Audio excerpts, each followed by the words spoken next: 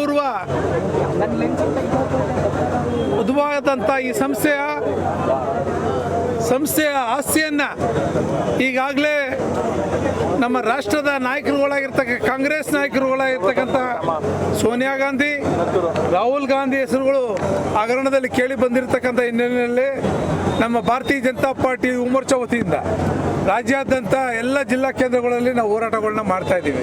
ಈ ಸಂದರ್ಭದಲ್ಲಿ ನಮ್ಮ ಭಾರತೀಯ ಜನತಾ ಪಾರ್ಟಿ ಅನೇಕ ಜನ ಮುಖಂಡರುಗಳು, ಹಾಗೆ ನಮ್ಮ ಕೃಷ್ಣರಾಜ ಕ್ಷೇತ್ರದ ಶಾಸಕರಾಗಿರ್ತಕ್ಕಂಥ ಶ್ರೀವಾಸರವರು, ಯುವ ಮೋರ್ಚಾ ಅಧ್ಯಕ್ಷರಾಗಿರ್ತಕ್ಕಂಥ ರಾಕೇಶ್ ಅವರು, ಇನ್ನಿತರ ಎಲ್ಲ ಗಣ್ಯಮಾನವರು ಸೇರಿ ಇವತ್ತು ಹೋರಾಟವನ್ನು ಮಾಡ್ತಾ ಇದ್ದೀವಿ.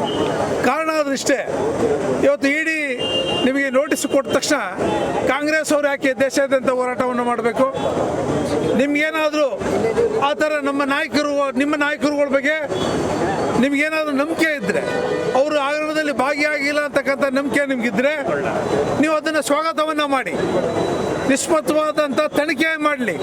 ತನಿಖೆಯಲ್ಲಿ ನೀವೇನಾದ್ರು ತಪ್ಪಿಸ್ತಲ್ಲ ಅಂದರೆ ನಾವು ಸಹ ನಿಮಗೆ ಶಬಾಸ್ಕಿರಿ ಕೊಡುವಂಥ ಕೆಲಸವನ್ನು ಮಾಡ್ತೀವಿ. ಆದರೆ ನೀವೇನಾದರೂ ಅದರಲ್ಲಿ ತಪ್ಪು ಮಾಡಿದರೆ ಬಹುಶಃ ನೀವು ಜೈಲಿಗೆ ಹೋಗೋಕ್ಕೆ ಯಾವುದೇ ಕಾರಣಕ್ಕೂ ತಪ್ಪಿಸ್ಕೊಳ್ಳೋಕ್ಕೆ ಸಾಧ್ಯನೇ ಇಲ್ಲ. ಅಂಥ ಒಂದು ಹಗರಣದಲ್ಲಿ ನೀವು ಭಾಗಿಯಾಗಿದ್ದೀರಿ. ಸುಮಾರು ಆ ಸಂಸ್ಥೆ ಮುಳುಗೋಗುತ್ತೆ ಅನ್ನೋ ಕಾರಣಕ್ಕೋಸ್ಕರ ನೀವು 90 ಕೋಟಿ ರೂಪಾಯಿಯನ್ನು ಕೊಟ್ಟು ಸುಮಾರು 2,500 ಚಿಲ್ಲರೆ ಕೋಟಿಗಳಷ್ಟು ಬೆಲೆ ಬಾಳುವಂಥ ಒಂದು ಆ ಜಾಗವನ್ನು ಕಬಳಿಸುವಂಥ ಕೆಲಸವನ್ನು ಮಾಡುವಂಥ ಕೆಲಸವನ್ನು ನೀವು ಮಾಡಿದಿರಿ. ಇಡೀ ದೇಶದ ಜನರ ಮುಂದೆ ತಲೆ ತಗ್ಗಿಸುವಂಥ ಕೆಲಸವನ್ನು ಈಗಾಗಲೇ ನೀವು ಕಾಂಗ್ರೆಸ್ ಮುಖಂಡರು ಮಾಡಿರ್ತಕ್ಕಂಥದ್ದು ಸಾಬೀತಾಗಿದೆ. ಸಾಬೀತಾಗುವಂಥ ಎಲ್ಲ ಲಕ್ಷಣಗಳಿದೆ. ತನಿಖೆ ಆದಾಗ ಗೊತ್ತಾಗ್ತದೆ.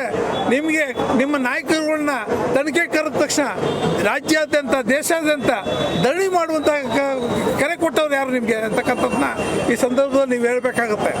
ನಿಮಗೆ ಅದರ ನಿಮ್ಮ ನಾಯಕರುಗಳಿಗೆ ಬಗ್ಗೆ ಗೌರವ ಇದ್ದರೆ ಆ ಒಂದು ತನಿಖೆ ಮಾಡುವಂಥ ವಿಚಾರಣೆಯನ್ನು ನೀವು ಸ್ವಾಗತವನ್ನು ಮಾಡಿ. ಆ ವಿಚಾರಣೆಯಿಂದ ನಿಮ್ಮ ನಾಯಕರು ಹೊರಬಂದರೆ ಇಡೀ ದೇಶದ ಜನರ ನಿಮ್ಗೆ ಅವ್ರನ್ನ ಮೆಚ್ತಾರೆ. ಅದು ಬಿಟ್ಟು ನೀವು ತಪ್ಪಿಸಲಾದರೆ ಯಾವುದೇ ಕಾರಣಕ್ಕೂ ನೀವು ಜೈಲಿಗೆ ಹೋಗೋದು ತಪ್ಪಿಸ್ಕೊಳ್ಳೋಕ್ಕೆ ಸಾಧ್ಯನೇ ಇಲ್ಲ ಅಂತಕ್ಕಂಥದ್ದನ್ನ ಹೇಳಿ ಇವತ್ತು ನಮ್ಮ ಭಾರತೀಯ ಜನತಾ ಪಾರ್ಟಿ ರಾಜ್ಯಾದ್ಯಂತ ದೇಶಾದ್ಯಂತ ಹೋರಾಟಗಳನ್ನ ಮಾಡ್ತಾ ಇದ್ದೇವೆ. ಇದು ಕೂಡಲೇ ಅವ್ರ ಮೇಲೆ ಅವರಿಗೆ ಗೌರವ ಇದ್ದರೆ, ಸಂವಿಧಾನದ ಬಗ್ಗೆ ಗೌರವ ಇದ್ದರೆ ಅವ್ರ ಸ್ಥಾನಕ್ಕೆ, ಪಾರ್ಲಿಮೆಂಟ್ ಸದಸ್ಯ ಸ್ಥಾನಕ್ಕೆ ರಾಜೀನಾಮೆ ಕೊಡಬೇಕು. ಹಿಂದೆ ಲಾಲ್ ಕೃಷ್ಣ ಅದ್ವಾನಿ ಅವರ ಹೆಸರು ಯಾವುದೋ ಒಂದು ಬುಕ್ಕಲ್ಲಿ ಉಲ್ಲೇಖ ಆದ ತಕ್ಷಣ ಅವರು ಪಾರ್ಲಿಮೆಂಟಲ್ಲಿ ಅವರ ಸಚಿವ ಸ್ಥಾನಕ್ಕೆ ರಾಜೀನಾಮೆ ಕೊಟ್ಟರು, ತನಿಖೆ ಎದುರಿಸಿ ಮತ್ತೆ ಬಂದು ಗೃಹ ಮಂತ್ರಿಗಳಾದರು. ಅದೇ ರೀತಿ ನಿಮ್ಗೆ ಗೌರವ ಇದ್ದರೆ ನೀವು ಕೂಡಲೇ ರಾಜೀನಾಮೆ ಕೊಟ್ಟು ಈ ತನಿಖೆ ಎದುರಿಸಬೇಕು ಅಂತಕ್ಕಂಥ ಒತ್ತಾಯವನ್ನು ಈ ಸಂದರ್ಭದಲ್ಲಿ ಮಾಡ್ತೀವಿ.